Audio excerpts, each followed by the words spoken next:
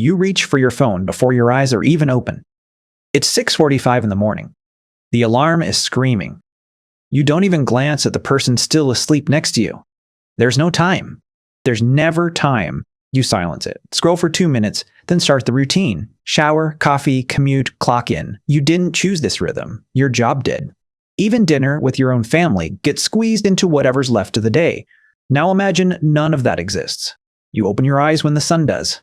No alarm, no snooze button, no boss expecting you at 9. No meetings, no deadlines, no performance reviews. For countless generations across the ancient world, the concept of going to work did not exist in the way you understand it, and family wasn't something you fit into a schedule. It was the schedule, and yet they were busier and, in some ways, freer than you'll ever be. So if there was no job to wake up for, what actually got them out of bed? Let's start with something that should be impossible. In 1964, anthropologist Richard Lee traveled into the Kalahari Desert of Botswana to live among the Kongsan, one of the last hunter-gatherer societies on Earth, still surviving almost entirely off the land. He expected to find people locked in a brutal, non-stop struggle for survival. No supermarkets, no refrigeration, no stored grain to fall back on if a hunt failed. Just sand, thorn scrub, and one of the harshest environments on the planet. The assumptions stacked fast. No irrigation, no livestock, no safety net. Every calorie had to be found, dug up, or killed. By any modern logic, these people should have spent nearly every waking hour fighting to stay alive. Lee timed them anyway. He tracked exactly how many hours adults spent hunting, gathering, and preparing food each week. The number came back at roughly 20 hours. Not 20 hours a day. 20 hours a week, less than half of what a standard modern job demands. The rest of their time went to resting, socializing, storytelling, and simply sitting with each other. What anthropologist Marshall Solins would later call proof of the original affluent society. The alarm clock never existed. Neither did the 8-hour shift.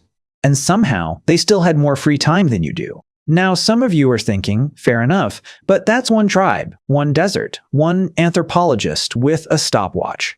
How do we know this wasn't an isolated fluke? The answer is written directly into human skeletons, and it doesn't just support Lee's findings. It explains what happened when that lifestyle ended. In the 1970s, anthropologist George Armelagos examined hundreds of skeletons from Dixon Mounds, Illinois, spanning the shift from foraging to farming. The contrast was brutal. Farmers were shorter. Their bones showed porotic hyperostosis, a spongy pitting caused by chronic anemia. Their teeth were riddled with cavities from starch-heavy diets. Skeletal evidence of infectious disease jumped sharply once people settled into farming villages. Hunter-gatherer skeletons from the same region, by contrast, were taller, denser, and showed almost none of it. Farming brought surplus food, but it also brought harder, longer, more repetitive labor, and worse health to show for it. And this wasn't a one-off. Decades later, anthropologists Frank Marlowe and Kristen Hawkes studied the Hadza of Tanzania, one of the last groups on Earth still living almost entirely by foraging.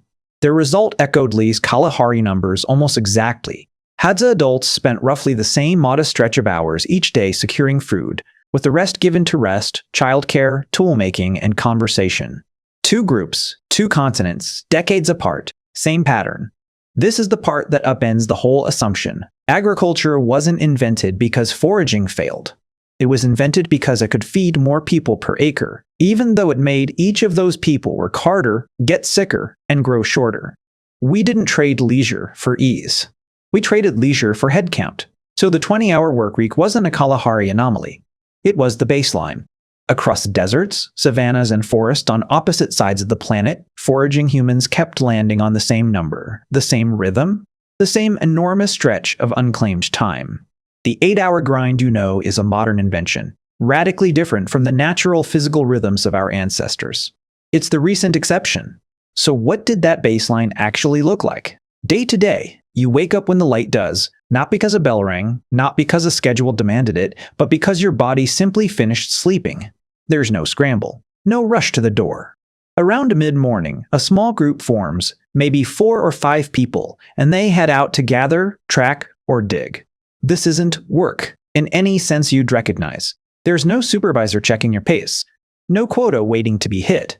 You move because the group needs food today, and because you're good at finding it. By early afternoon, the task is essentially finished. This is the part modern minds struggle with most. The most physically demanding part of the day is often over before lunch even settles. What follows isn't more labor, it's hours of nothing scheduled at all.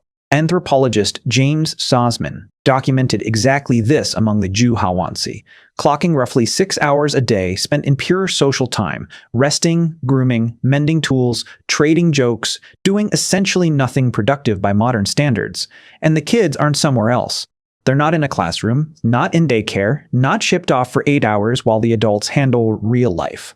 They're right there, strapped to a hip on the walkout together, playing in the dirt an arm's length from the fire, watching an adult nap a stone tool up close instead of reading about it in a textbook. Anthropologist Barry Hewlett spent years studying the Aka people of the Congo Basin and found something modern fatherhood rarely comes close to. Aka fathers were in close physical contact with their infants for roughly 22% of daylight hours, the highest level of paternal involvement ever recorded in any human society, foraging or otherwise.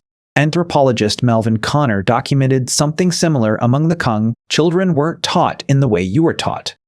No classroom, no curriculum, no test at the end of the week. They learned by standing next to an adult and doing what the adult did. In mixed-age playgroups, where an 8-year-old might be watching a toddler while also learning to track an animal from a teenager.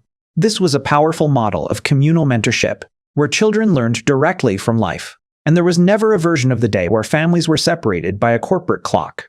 Then, the sun drops, the group gathers close, and the fire is lit. And that's when something shifts. Not in what people are doing, but in what they start talking about. The talk turns to who did what, who said what, stories about people who aren't even there, casual, unstructured, and completely voluntary. No one's taking notes. No one's building a resume. It's just people, with nowhere else to be, choosing each other's company for the rest of the night. Here's the number that should stop you cold. The average hunter-gatherer worked less than half the hours of a modern 9-to-5 and still had more rest, more conversation, more idle time than you do this week. It's there in Richard Lee's stopwatch in the Kalahari. It's there in the porous, pitted bones of Dixon Mounds. It's there in the Hadza, half a world away, practicing a lifestyle that mirrors that ancient, unhurried rhythm. It's there around the fire with the Juhuansi, where the workday ended before lunch and the evening belonged to no one but each other. So tomorrow, when that alarm rips you out of sleep at 6:45, look at the person still asleep next to you before you reach for your phone. Your ancestors didn't have to steal that moment. They didn't fit family into whatever time work left behind. Family was the day. You're not waking up for survival. You're waking up for a system your ancestors never needed and never chose. We didn't invent work. We inherited a debt that was never ours to pay. And somewhere, underneath the alarms and the deadlines and the dinners eaten in a rush, there's still a version of you that remembers what it felt like to simply have time for the people beside you. Because for the vast majority of our history, that's all a human being ever was.